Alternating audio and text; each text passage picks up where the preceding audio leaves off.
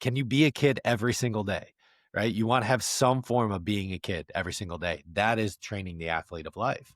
Pick one of the longevity pillars. Just pick one: strength, endurance, dexterity, or mindfulness, and train it intentionally for the next 30 days.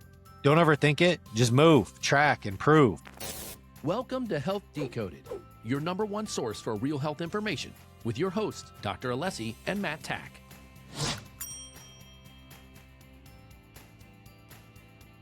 Welcome back to Health Decoded. I'm your co-host, Matt Tack. We're actually a solo host today because Dr. Alessi is out again. But just welcome back. I'm just flying solo for the past couple of weeks while Dr. Alessi is out transforming lives at the clinic.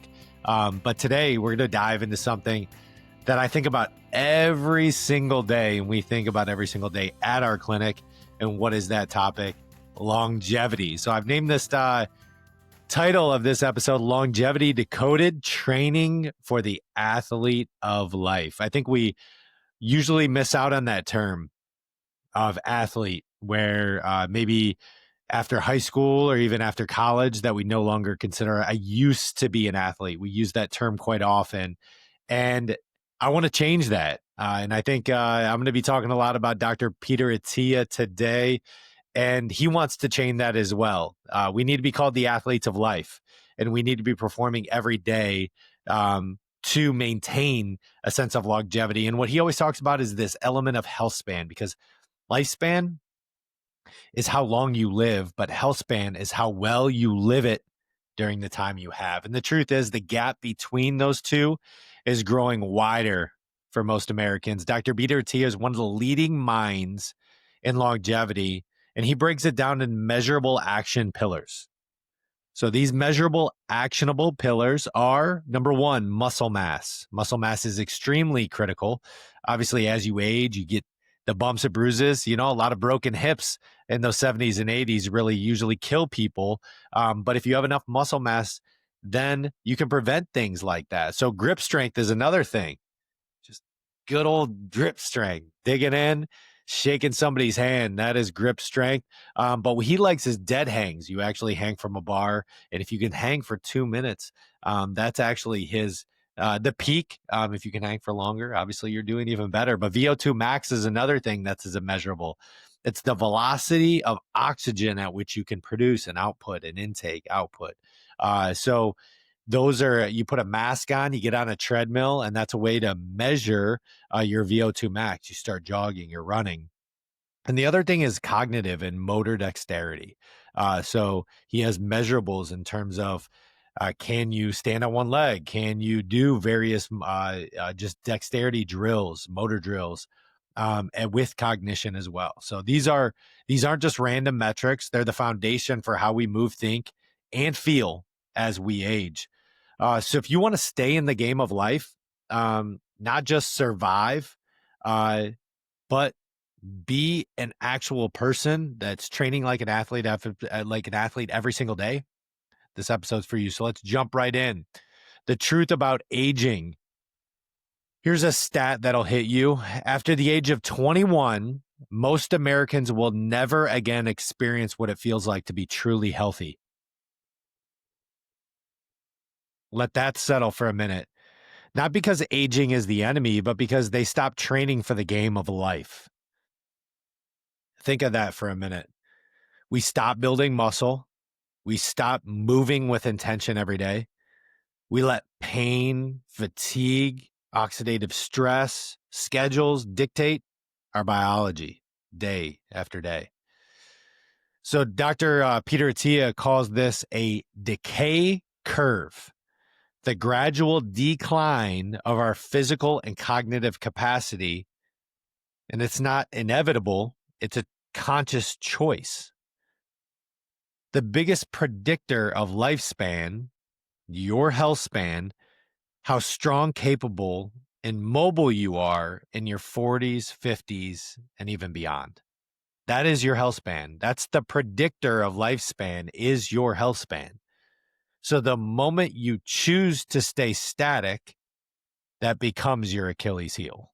So the reality is this: if you stop moving, your body stops remembering how to live. Let's dig into the longevity pillars here. Let's break down the main pillars Dr. Peter Attia focuses on how you can start improving today. I like all these actionable tips. We can stay in this land of you're not enough, you're not worthy, but the reality is, and there's actionable tips that I can build in here to help you through this process of getting back what you desire. So let's break down the Peter Attia, I can't talk today, Peter Attia's pillars on muscle mass and strength is number one. So muscle isn't just for aesthetics. It's a metabolic organ. It protects against insulin resistance, improves posture, and prevents falls later in life, as I talked about. So what does that mean? What are the actionable steps? Resistance training. You got to lift 3 to 4 times a week. I promise you, it's a necessity. I was talking about a young woman that was, hey, I want to bench 135. Well, that's a good goal. But her real goal was at 65, she wanted to feel good. She wanted to play with her grandkids if she had the ability to do so, right? And you have to do these things, right? You have to build in resistance training. So focus on compound movements, squats, deadlifts, presses, and carries, not for PRs, but for the purposes of everyday life. So track your grip strength. I think a great way to do this is actually hold on a kettlebell or a dead hang from a bar. Those are one of the strongest predictors of longevity is how can you hold your own weight for a long period of time. 2 minutes is the goal. So if you can hold a 70-pound kettlebell, 50-pound kettlebell, or even hold your body weight, which is even more, just completely dead hang, 2 minutes is the goal. Now, what's another one? A VO2 max. Not a lot of people know about this, and not even a lot of people think about it, but this measures your body's ability to use oxygen.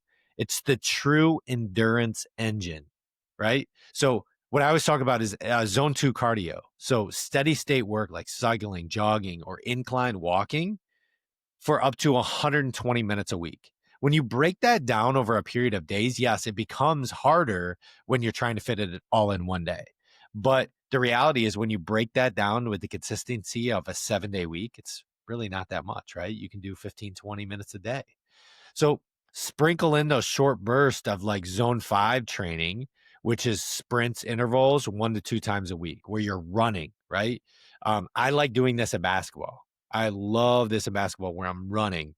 But I do this every day. I actually do some element of training where I'm actually opening up my hips. I'm skipping a lot, both in reverse and forward. So that's another idea. And I'm going to actually record some of these videos just so I can show. If you follow me on Instagram at human.optimizer, I'm going to start recording some of my workouts of things that I do to help you throughout this process.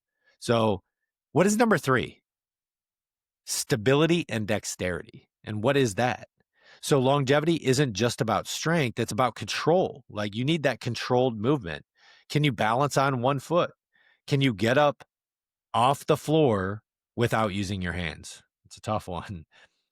Train coordination, agility, and flexibility. Those are all things, right? If you're extremely rigid, if your spine's extremely rigid, if your entire body's just full of stress, that is not something that you have agility and flexibility. You need that mobility.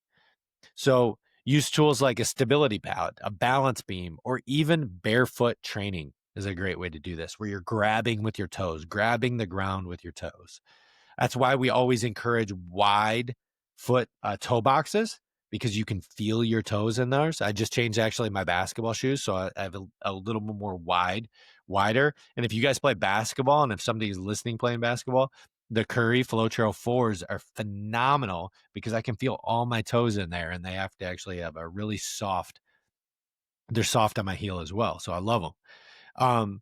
But those are some of the ways, right? Just hopping on a balance beam, being a kid again, right? Can you be a kid every single day, right? You want to have some form of being a kid every single day. That is training the athlete of life. So here we go for number 4 is cognitive and emotional resilience. This is one really big things that he has in his book of Outlive, is he talks about this. He talks about how he was a doctor of longevity, but wasn't really building emotional resilience into his daily life. And honestly, one of the last chapters, I was nearly in tears because he then realized the impact he was making on the world, but he wasn't making any impact at home. And that's the emotional resilience you got to step up to the plate. Sometimes you got to cry. You got to be there with your emotions. You can't just bottle things away. And that's what he was doing. So your long-term health isn't only about physical. You need to build in stress controls, right? And that's getting proper sleep, mindfulness of just breathing, stress control directly affects how your body ages. Um, and I do want to mention something about like the barefoot training. That's part of a mindful tactic that I actually built in, is that I go outside and I'll just be in my bare feet. And that's just allows the energy of the earth to vibrate within me. And that's something I truly enjoy because it's a decompressor. I just breathe. I love it even after the rain. I just really think that that's really a quality mindful tactic that I've utilized. And I hope that you incorporate that in your daily life. It's a phenomenal way to just be mindful of the earth and the presence of the earth and the energy that it brings. So you want to prioritize at minimum of 7 to 8 hours of sleep. I prioritize 8+ hours of sleep. I usually go to bed at 9 and then wake up after 6. So that is something that it's really, really important in my life. I actually used to wake up at like 4 in the morning. I used to go to bed 9, wake up at 4:30, but I prioritize sleep so much that 9 to really 6:15 is my wake up cycle now. And I love it. So meditate or journal daily, writing things down just to be reflective. I think that's a really important thing for people, just to write things down, because even if it's a fear, it really pushes that fear away once you write it down. You're like, is it that big? Right. And so writing those things down in a journal of like, why am I afraid of this? Right. And acknowledging it in retrospect is helpful in terms of how you make decisions in the future. And that's really utilizing discernment. So super helpful. And then protect your mental bandwidth. This is one critical things that I've done this year is I've said no a lot more to things. I've said no to a lot. And that is massive. I think one of your greatest superpowers is your ability to say no at times. No, I can't do that. It's a bit much. And so I say no often. I actually try to say it on a daily basis. Actually, no, like I'm not going to do that. So know what you say yes to and know what you say no to. It's just as important as your muscles, your yes and your no's. So longevity isn't luck, it's strategy. You definitely need to strategize the game of life, and it's stepping into your inner athlete. You don't guess your way to health, you train your way there. So let's start, like, how do we train like an athlete every single day? So Dr. Peter Attia always says this. He says it best. You need to train today for the centenarian decade you want to live tomorrow. And not everyone is going to live to be a centenarian. That's just the reality of life. Not everyone is going to be, but you want to make the most out of the days that you've been given. And it's not in pain. That's not what you were intended for. It's not to, honestly, not even you want to live optimally, optimized. And so let's take some clear actionable steps on how you can do this. We've touched on a few, but train 3 times a week at minimum. Prioritize functional movements, as well as just physical movements. You don't need to set PRs, but you need resistance training built in. Add 30 minutes of movement every single day. Even walking counts. So you can, some element of, if you want to take a break during the workday. I know things. I was actually talking to a young woman the other day. She's like, time's against me, right? How do you start incorporating those in? I do push-ups. I love doing push-ups. It's something that I can activate very quickly. So I can get usually 100 of them in a period of 5 minutes or less. Those are great ways to incorporate things. Air squats, whatever you got to do for movement, those count. Do one thing daily to sharpen your mind, a book, a puzzle, or a conversation, right? Difficult conversations, I think everyone should be having daily. But another thing that I do is I started incorporating Spanish into my repertoire. So I actually utilize that for the purposes of cognitive really building where I'm learning a new language. And that has really helped me because I'm learning new words. And now I'm trying to translate those words where I'm not thinking them in terms of the English context, but just purely in Spanish. So my daughter and I are working on that together, and I love it. Right? That's another way. Hydrate. Hydrates. Probably, I would say one of the most important. We are walking around so dehydrated as Americans. So aim for your body weight in ounces of water every single day. You need to be getting a lot of water. And when you build in electrolytes, there's plenty of electrolytes packets out there. We use Element personally. I like the watermelon. So if you are doing electrolytes along with getting your body weight in ounces of water or slightly underneath that, you are doing it right. You're staying hydrated, and that can minimize headaches. That is also pumping your muscles full of water, so to heal faster. Water is just an essential of life. So make sure you're staying hydrated. And then sleep. Sleep like it's your job, because it is, right? That enhancements, there is literally spinal fluid. As soon as you go to sleep, you go into stage 1, 2, and 3. You hop into REM sleep, and then you get into your deep cycle sleep. But the reality is, at the end of the day, is that there's a replenishment of spinal fluid going through your brain, chugging away like a toothbrush. So it's just like brushing your teeth. It's chugging away at your brain. So all that plaque is being destroyed if you get proper sleep. So that's what it means to have true cognitive health. And that's why you do need to sleep. So the truth here is, you can't wait until you feel healthy to start acting like it. You have to act healthy first. And that's what gets you there ultimately. So you don't age overnight. You drift there daily. Longevity is that course of correction. Small daily improvements. Check out our last podcast of the 1%, right? That daily compounding is what creates this. And this is what longevity is all about. So the choice is static or strong. You get the option. Most people accept decline as normal. They let age dictate their emotions, their energy, and their identity. But the reality is this: you don't have to accept that. Nah, you don't have to accept that. You can choose movement. You can choose strength. You can choose longevity. You choose. It's a conscious choice. The key is consistency, not perfection. We speak that every single day.